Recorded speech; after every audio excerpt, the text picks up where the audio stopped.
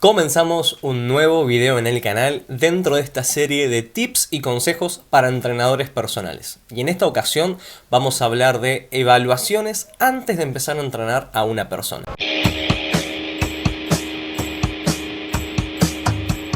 Esta es una pregunta muy común y muy recurrente de los entrenadores personales cuando quieren empezar a entrenar a una persona. ¿Qué evaluaciones tienen que hacerle a esta persona? Lo que tenemos que entender primero, como siempre, es preguntarnos ¿por qué? ¿Por qué hacemos una evaluación? ¿Para qué nos sirve hacer una evaluación? Entonces, cuando nos preguntamos eso, podemos pensar, bueno, una evaluación nos va a brindar información a nosotros como entrenadores para poder hacer que la programación o que el entrenamiento que diseñamos para una persona esté adaptado no solo a sus objetivos, sino a sus recursos, sus capacidades, sus habilidades, etc.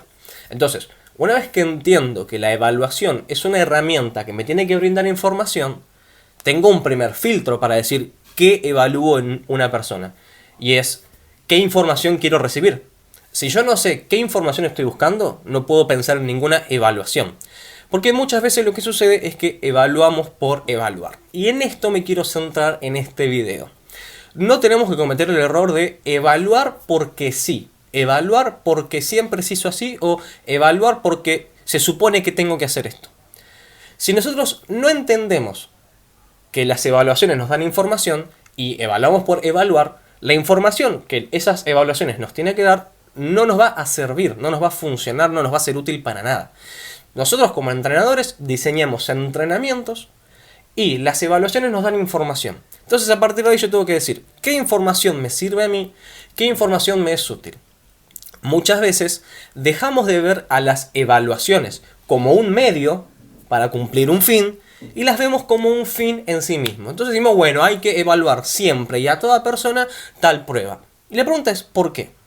Podríamos hacer un video discutiendo de que las evaluaciones, de que los testeos, de que las pruebas tienen que ser analizadas rigurosamente antes de utilizarlas. Analizadas desde el punto de vista de la validez, de la fiabilidad, de la especificidad, de la sensibilidad. Pero eso lo vamos a dejar para otro video. En esta ocasión quiero ir más directamente a lo que hacemos en la práctica, a lo que tiene que ver con utilizar o no una evaluación. Entonces imaginemos que hicimos ese análisis riguroso de si la prueba tiene esas características o no. Y pensemos, ¿qué información me va a dar esa prueba?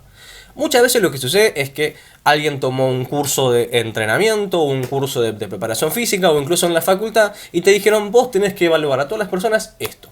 Entonces vos vas, lo haces, evaluás a las personas, dedicas tiempo, recursos a hacer esas evaluaciones y después las anotas en un papelito y las dejas tirada, porque no te sirven para nada.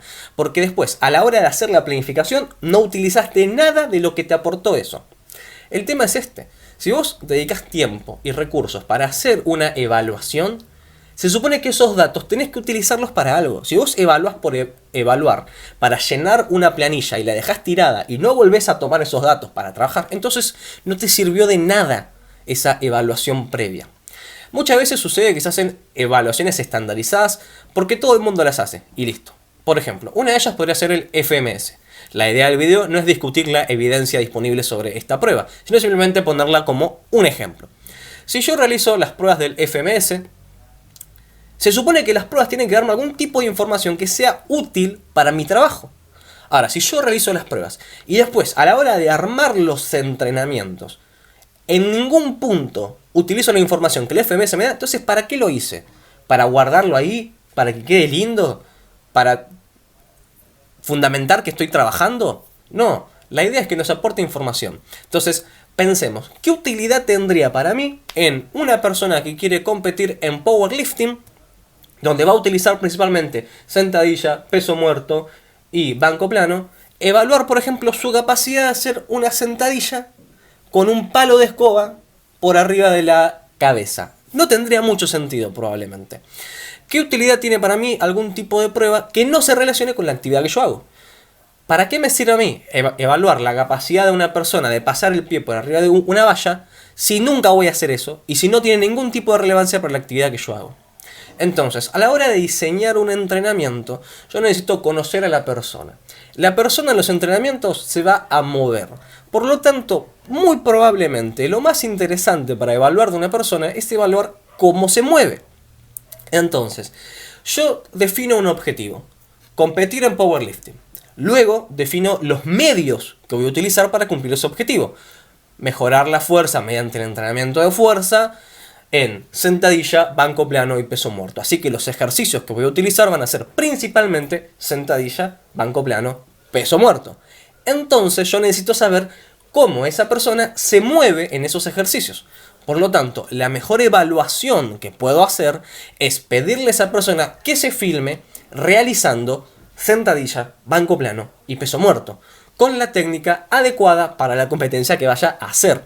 Entonces, cuando la persona realiza el ejercicio y se filma de frente, de perfil, con cargas bajas, con cargas altas, cuando entra en calor, en la primera serie, en la última serie, para evaluar las diferencias en la técnica con la fatiga, todo eso me dio muchísima más información que cualquier otra prueba estandarizada, de protocolo, que se hace siempre. Porque tenemos que pensar esto: defino un objetivo, defino un medio para cumplir ese objetivo y evalúo la capacidad de mi atleta, de mi entrenado, de cumplir o de poder utilizar ese medio. Entonces, si yo voy a hacer, por ejemplo, mucho press militar, porque su objetivo es mejorar su empuje vertical, muy probablemente no quiera evaluar su capacidad de hacer banco plano, quiere evaluar su capacidad de hacer press militar. Mi consejo es: no realicen evaluaciones que no van a usar. No realicen evaluaciones que no les van a servir para nada. No realicen evaluaciones por hacerlo, sino para que realmente te den información y esa información la utilices para programar. Por ejemplo, si yo voy a utilizar la sentadilla para entrenar a una persona y la sentadilla va a ser una parte fundamental del entrenamiento de esta persona, lo que yo debería hacer es evaluar su capacidad de hacer sentadilla mediante videos, por ejemplo. O si trabajo de forma presencial, de forma presencial.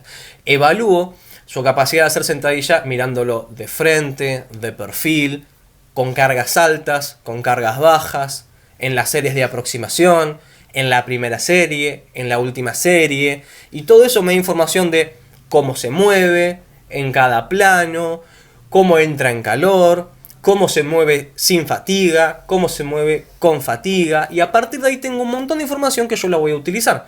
Por ejemplo, puedo evaluar su capacidad de aplicar fuerza contra el suelo de forma estable, si apoya todo el pie o si se le levanta el pie cuando baja. Puedo ver su capacidad de mantener la zona media estable cuando hace el ejercicio o si al bajar en la sentadilla se vence la zona media.